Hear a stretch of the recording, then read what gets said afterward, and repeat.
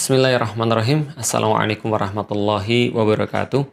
Alhamdulillah, puja dan syukur senantiasa kita panjatkan kepada Allah Subhanahu wa Ta'ala yang telah menciptakan manusia, memberikan petunjuk kepadanya berupa Al-Quran, dan kepadanya kita akan dikembalikan pada satu saat yang tidak ada keraguan di dalamnya.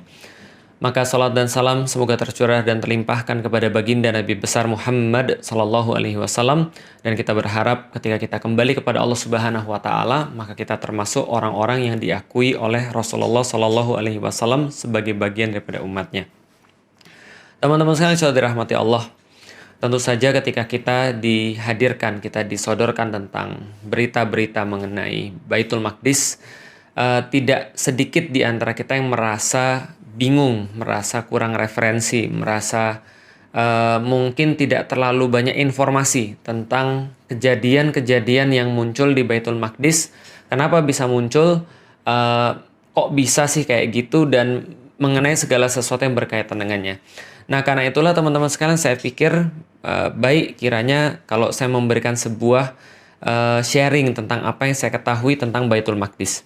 Karena saya juga sama teman-teman sekalian seperti orang-orang muslim yang pada umumnya, saya berawal daripada orang yang nggak ngerti tentang Baitul Maqdis. Saya nggak tahu tentang apa yang terjadi di sana. Kenapa sih orang-orang itu senantiasa ada krisis kemanusiaan di situ, ada perang di situ, dan ada segala sesuatu yang kayak nggak damai lah.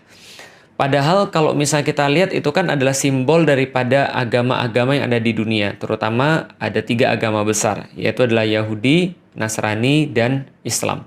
Tapi kenapa sih daerah itu tidak kunjung damai dan terus-menerus konflik? Nah, ketika saya nggak ngerti itu, walaupun saya sudah muslim pada saat itu, saya juga punya satu kecenderungan untuk ya tidak ngeh dan tidak aware dan tidak punya keberpihakan mungkin karena saya nggak ngerti apapun. Karena itulah saya coba untuk mencari tahu tentang apa sih yang sebenarnya terjadi di Palestina, apa yang terjadi di Baitul Maqdis, dan termasuk kita akan coba menyampaikan juga term apa sih yang paling tepat untuk membicarakan masalah yang ada di sana. Maka teman-teman sekalian, sebelumnya saya pengen kasih tahu dulu bahwa ini adalah satu materi yang pernah saya buat sekitar tahun 2010, dan materi ini sedikit banyak merangkum apa yang terjadi di daerah Baitul Maqdis. Teman-teman tahu ya bahwa di Palestina yang sekarang teman-teman kenal, itu ada 2 daerah sebenarnya. Yang pertama adalah daerah West Bank atau tepi barat Sungai Yordan, yang itu cenderung lebih aman, dan satu lagi adalah wilayah yang namanya Gaza. Yang teman-teman tahu bahwa Gaza itu sekarang dipimpin oleh yang namanya Hamas, gitu ya. Nah, setelah itu 2 itu sendiri kan adanya di daerah yang namanya Israel, kita tahu. Nah, kita nggak apa-apa, kita punya pandangan dulu tentang itu, tapi saya akan sedikit sharing ini, insya Allah nanti akan membuat teman-teman paham tentang gambaran besarnya seperti apa. Dan teman-teman juga tahu bahwa Gaza ini kan kayak the world largest prison. Kenapa? Karena Gaza ini sendiri itu kayak satu daerah yang nempel di Mesir. Jadi perbatasan sebelah mana tuh ya? Timur, selatan, barat daya. Jadi barat dayanya itu berbatasan dengan Mesir. Jadi disitulah ada pintu yang namanya pintu Rafah, dan selain pintu Rafah itu, selain itu ada 7 pintu yang lain lagi yang memang langsung berbatasan dengan Israel. Sementara yang sebelah barat itu dia berbatasan dengan Laut Mediterania. Jadi memang Gaza ini ketutup dari manapun. Dia kayak disebut the world largest prison, dan benar-benar hidup mereka itu terkunci dari arah mana saja, sehingga pernah mereka diboikot listrik, air bersih juga susah di sana, dan mereka juga kesulitan dengan segala macam fasilitas, tapi somehow mereka tetap bisa survive, yaitu adalah pertolongan Allah Subhanahu wa Ta'ala. Itu adalah Gaza. Dan Gaza ini sendiri terletak di satu wilayah lagi yang dikenal sama orang-orang disebut dengan Palestina.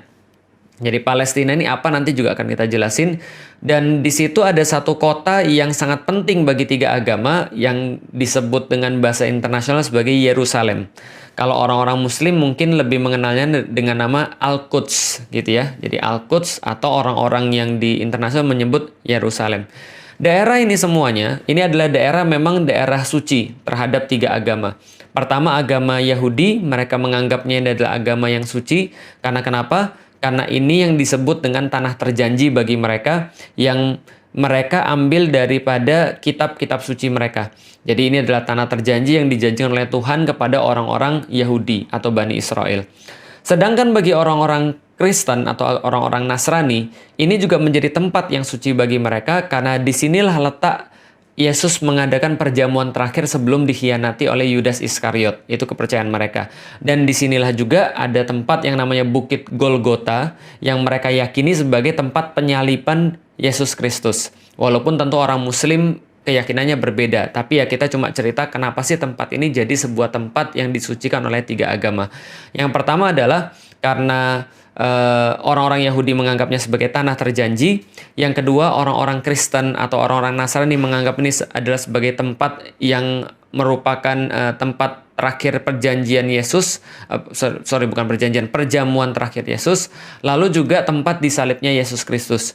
Sedangkan bagi orang Muslim, kita sudah tahu bahwa tempat ini menjadi kiblat pertama kaum Muslim, yaitu adalah Masjidil Aqsa itu sendiri. Maka di dalam Al-Quran, Allah mengabadikan semuanya ini, betapa penting kaum Muslim ini terhadap daerah yang kita sebut tadi, dengan sebuah ayat yang disampaikan oleh Allah dalam surat Al-Isra. Subhanalladzi asra bi abdihi lailam minal masjidil haram ilal masjidil aqsal ladzi barakna haulahu. Jadi Maha suci Allah yang telah memperjalankan hambanya pada malam hari dari Masjidil Haram kepada Masjidil Aqsa yang telah diberkahi sekelilingnya. Dan Rasulullah sendiri berpesan kepada kaum muslimin, kalau kalian itu jangan bersusah-susah untuk pergi kecuali ke 3 tempat, yaitu adalah Masjidil Haram, Masjid Nabawi, dan Masjidil Aqsa. Dan dalam banyak hadis-hadis yang lainnya, Rasulullah Shallallahu Alaihi Wasallam senantiasa menggarisbawahi pentingnya, indahnya, bagusnya, berartinya Masjidil Aqsa bagi kaum muslimin. Maka ini adalah menjadi sebuah tempat yang sangat penting bagi 3 agama di dunia. Khususnya di satu kompleks yang namanya Kompleks Masjidil Aqsa, atau Haikal Sulaiman dalam pandangan orang-orang Yahudi. Jadi gini ceritanya teman-teman sekalian. Nah, ini tentang term ya, tentang sebuah istilah.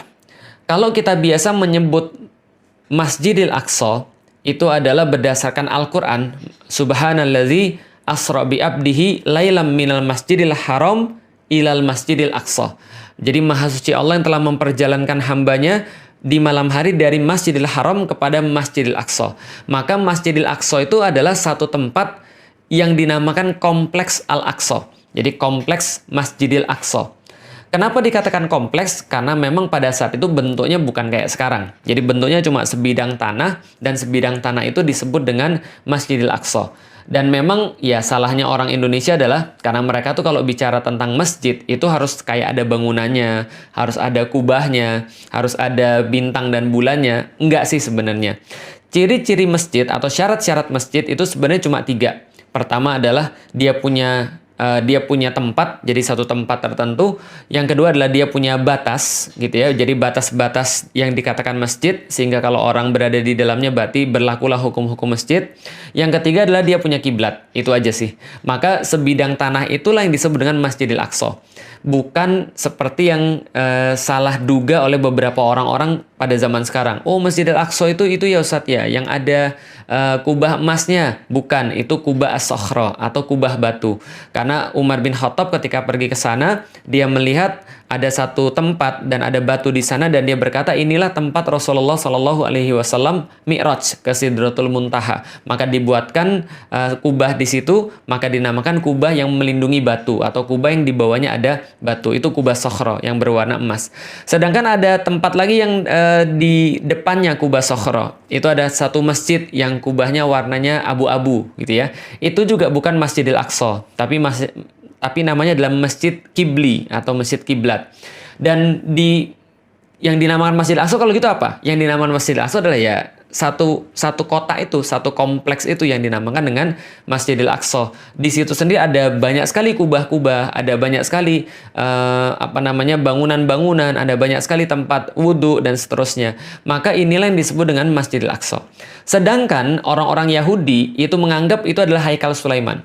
Dan Haikal Sulaiman ini memang sudah hancur sih. Nanti kita akan jelaskan. Tapi masih ada satu tembok yang tersisa daripada Haikal Sulaiman itu, yang mereka sebut dengan tembok ratapan. Yaitu adalah tembok kira-kira di sebelah barat daripada Masjidil Aqsa, atau sebelah barat daripada kompleks Al-Aqsa ini. Dan memang kompleks Al-Aqsa ini kita sudah tahu adalah kompleks yang sangat ancient, kompleks yang sangat kuno, yang memang disucikan oleh 3 agama. Nah, jadi sekarang teman-teman sudah tahu ya, kenapa sih Masjidil Aqsa itu disucikan oleh 3 agama.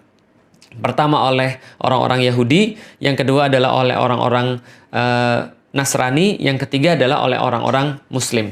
Nah, sekarang kita coba cerita dulu, kok bisa sih orang-orang Yahudi itu masuk ke sana, dan kok bisa sih orang-orang Yahudi itu ya juga keluar dari sana.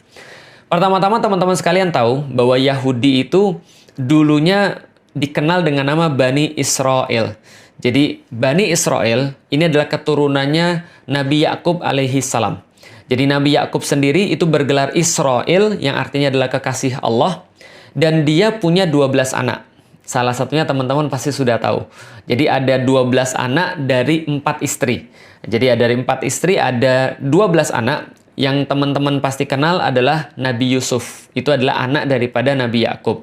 Nabi Yusuf dan 11 saudaranya yang lain, itu mereka yang disebut dengan Bani Israel. Dan kita sudah tahu juga, Yusuf itu nanti menjadi bendahara Mesir, lalu kemudian orang-orang Bani Israel nanti masuk ke Mesir, lalu beranak pinak di sana. Singkat cerita, kemudian mereka diperbudak oleh Fir'aun, lalu Fir'aun itu didatengin oleh Nabi Musa dan Harun. Maka Nabi Musa dan Harun itu ngajak mereka pergi dari Mesir untuk menuju ke satu tempat yang dijanjikan oleh Allah Subhanahu wa Ta'ala. Dan kita sudah tahu juga di dalam Al-Quran, ketika Nabi Musa itu datang ke sana, ke tempat itu, bertemu dengan orang-orang yang orang-orang itu kasar, gede. Inilah yang dinamakan dengan orang-orang Filistin. Jadi orang-orang yang memang asli di situ, orang Filistin. Maka kita kenal sekarang namanya daerah Filistin atau Palestina. Tapi orang-orang Yahudi kan nggak mau masuk. Allah katakan di dalam Al-Quran, mereka malah ngece. Mereka malah berbuat sesuatu yang tidak pantas kepada Nabi Musa. Sampai mereka menyakiti Nabi Musa. Gitu kan ya. Sampai Nabi Musa berkata, "Lima tu'zunani," gitu kan ya. Kenapa engkau menyakiti aku? Dengan apa? Ya memaksiati Nabi Musa. Tidak mengindahkan perintah Allah yang dibawa oleh Nabi Musa. Lalu kemudian mereka ogah-ogahan ikut Nabi Musa, padahal Nabi Musa sudah menunjukkan mereka banyak sekali mukjizat dan sudah mengurus mereka. Tapi ketika mereka diminta untuk berperang masuk ke dalam daerah yang sudah dijanjikan oleh Allah Subhanahu wa Ta'ala, mereka malah bilang, "Nggak deh, makasih, kami nggak mau ikut-ikutan.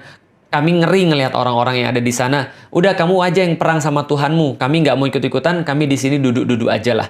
Nah, karena itulah Allah murka kepada mereka dan Allah menyesatkan mereka sebanyak 4 masa. Mereka nggak bisa masuk ke sana. Dan mereka bisa masuk ketika zamannya nanti Yusha bin Nun yang melanjutkan pengurusan terhadap Bani Israel setelah Nabi Musa dan Nabi Harun. Dan itu pun mereka nggak berhenti buat masalah. Mereka malah kemudian ingkar terhadap perintah Allah. Mereka mempermainkan aturan-aturan Allah. Mereka malah membuat olok-olokan terhadap para nabi dan seterusnya. Dan singkat cerita lagi, Yusha bin Nun ini membagi tanah terjanji, tanah Filistin itu menjadi 12 bagian. Yaitu adalah merujuk pada 12 Bani Israel atau 12 anak-anak Nabi Yakub. Sedangkan Yusha bin Nun sendiri itu menjadi sebuah penengah di antara mereka untuk memerintah mereka. Karena memang urusan mereka senantiasa diurus oleh para nabi. Tapi ya itulah, bukan Yahudi kalau enggak bikin masalah. Mereka bikin masalah lagi. Mereka terpecah lagi, ribut lagi, dan akhirnya terbagi 2 wilayah.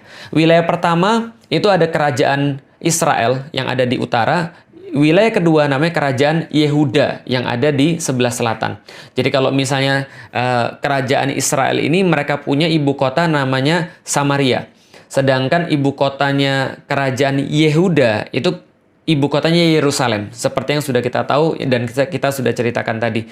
Dan ini mereka terus-menerus berselisih dan konflik satu sama lain. Terus-menerus konflik sampai akhirnya ada satu kerajaan namanya kerajaan Assyria itu menaklukkan kerajaan Israel yang ada di utara. Nah, ini saya sudah ringkaskan, dan ini nanti insya Allah tulisan ini akan saya berikan pada teman-teman sekalian, karena saya udah ngeringkasin beberapa tentang beberapa sejarah tentang Israel.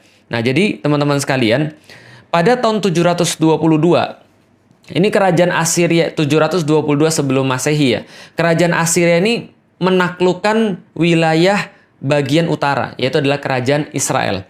Dan ketika dia mau menaklukkan kerajaan Yehuda, maka kerajaan Assyria ini keburu ditaklukkan sama kerajaan Babilonia. Jadi diserang sama kerajaan Babilonia yang rajanya sangat terkenal, namanya Nebukadnezar gitu kan ya. Bukhtanasir kalau dalam bahasa Arabnya. Nah, lalu kemudian Nebukadnezar ini melakukan juga penaklukan terhadap kerajaan Yehuda pada tahun 597. Dan pada tahun berikutnya, 596 sebelum Masehi, maka Haikal Sulaiman itu dihancurkan. Jadi kompleks Masjidil Aqsa itu yang sudah dibuat haikal sama Nabi Sulaiman itu dihancurkan sama orang-orang Babilonia, Nebukadnezar. Dan setelah itu orang-orang Yahudi itu dibawa ke Babilonia semuanya. Disitulah banyak sekali orang-orang Yahudi yang hilang. Kenapa? Ada yang terbunuh, ada yang dibawa sebagai budak pergi ke Babilonia, dan mereka di sana cukup lama sampai akhirnya kerajaan Babilonia dikalahin oleh kerajaan Persia. Nah, jadi kerajaan Persia pada tahun 539 menyerbu Babilonia, lalu kemudian Raja Cyrus ini mengembalikan orang-orang Yahudi ke daerah mereka dan mempersilahkan mereka untuk membangun kembali Haikal Sulaiman yang diselesaikan pada tahun 516 sebelum Masehi, pada masa pemerintahannya Darius Agung. Nah, jadi ini terus-menerus kemudian dilakukan, tapi nggak berhenti sampai di situ. Orang-orang Yahudi tetap lagi kemudian bikin masalah sampai akhirnya Romawi yang menguasai mereka, dan ketika Romawi menguasai mereka itu, Titus pada tahun 70 Masehi itu meratakan kembali Haikal Sulaiman. Jadi 2 kali Haikal Sulaiman itu hancur, yaitu adalah sebuah kompleks tempat ibadah yang dibangun oleh Nabi Sulaiman. Itu hancur pertama adalah pada tahun 596 sebelum Masehi oleh Nebukadnezar atau oleh Babilonia. Yang kedua oleh Titus pada tahun 70 Masehi. Ini juga diratakan kembali. Jadi ini nggak ada urusan dengan kaum muslimin. Dan kembali lagi, setelah ini mereka diusir semua dari tanah terjanji itu. Karena mereka itu bikin selalu masalah, membuat situasi jadi nggak bagus, dan senantiasa melakukan pemberontakan, maka orang-orang Romawi ngusir seluruh orang-orang Yahudi dari tanah terjanji mereka itu. Itulah kedua kalinya mereka diusir. Pertama kalinya mereka dijadiin budak ke Babilonia, yang kedua mereka diusir dari tanah terjanji oleh orang-orang Romawi. Jadi nggak ada urusan dengan orang-orang Muslim. Dan pengusiran kedua inilah teman-teman sekalian yang dikenal dengan nama diaspora. Jadi mereka pergi melanglang buana kemanapun, ke daerah-daerah yang lain gitu kan ya. Sampai mereka punya dendam yang besar terhadap orang-orang Romawi ini. Kenapa? Yang sudah mengusir mereka dari tanah terjanji. Terus-menerus ini kemudian mereka menjalani kehidupan yang sulit. Dan orang Yahudi ini karena punya sifat yang nggak baik. Mereka punya sifat serakah, mereka punya sifat suka ingkar janji, mereka punya sifat pengecut, mereka suka mengolok-olok orang, mereka suka melakukan hal-hal yang nggak bagus gitu ya. Maka mereka ini kemana-mana dapat masalah. Di Jerman dapat masalah, di Austria dapat masalah, lalu kemudian di Eropa tempat-tempat yang lain mereka dapat masalah. Dimanapun mereka tinggal, orang-orang Yahudi ini memang senantiasa eksklusif dan menimbulkan problem.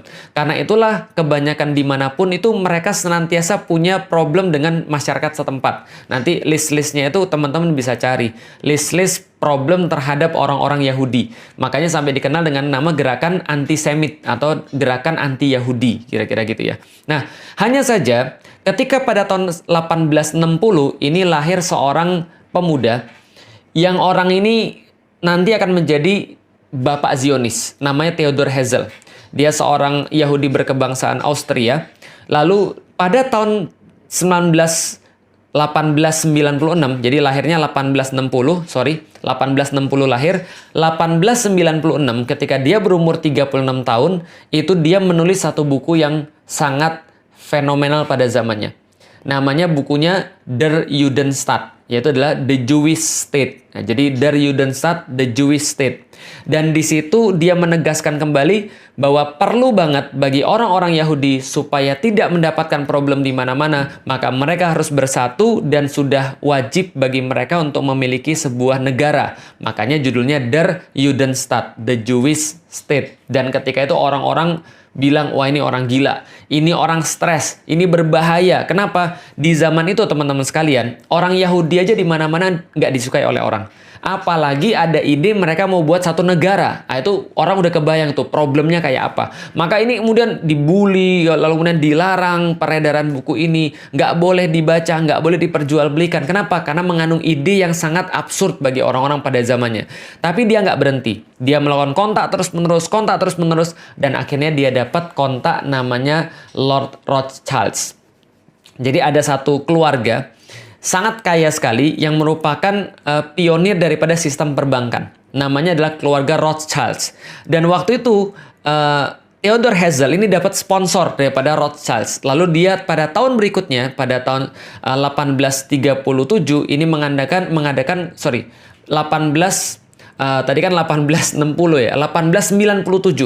Jadi setahun setelah bukunya keluar 1896, lalu pada tahun 1897 maka diadakanlah sebuah Kongres Zionis pertama di dunia.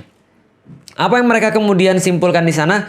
Kami harus bangun satu negeri untuk orang-orang Yahudi, untuk mewujudkan cita-cita orang-orang zaman dulu bahwa negara Yahudi harus bersatu dan punya satu tempat. Pertanyaannya teman-teman sekalian, kalau ada orang-orang kayak gini yang memang di mana-mana bikin masalah, di mana-mana dibenci sama orang, lalu mereka punya ide dari Judenstaat, gimana kalau kita buat satu negara buat orang Yahudi, the Jewish State. Kalau gitu pertama kali mereka harus cari tanah dong, mereka harus cari tempat dong. Pertanyaannya tempatnya di mana? Jawaban teman-teman betul. Kalau ada orang Yahudi yang mau nyari tempat untuk dijadikan sebuah negara, karena mereka pikir bahwa negara itu adalah sesuatu yang harus mereka punya untuk mewujudkan cita-cita mereka di masa yang lalu, maka pastilah mereka akan cari tanah yang berhubungan dengan sejarah mereka. Maka mereka fix. Ketika Kongres Zionis itu, mereka mengatakan kami mau punya tanah. Yaitu adalah tanah yang dijanjikan oleh Tuhan bagi kami. Ironis memang, mereka disuruh masuk, mereka nggak mau.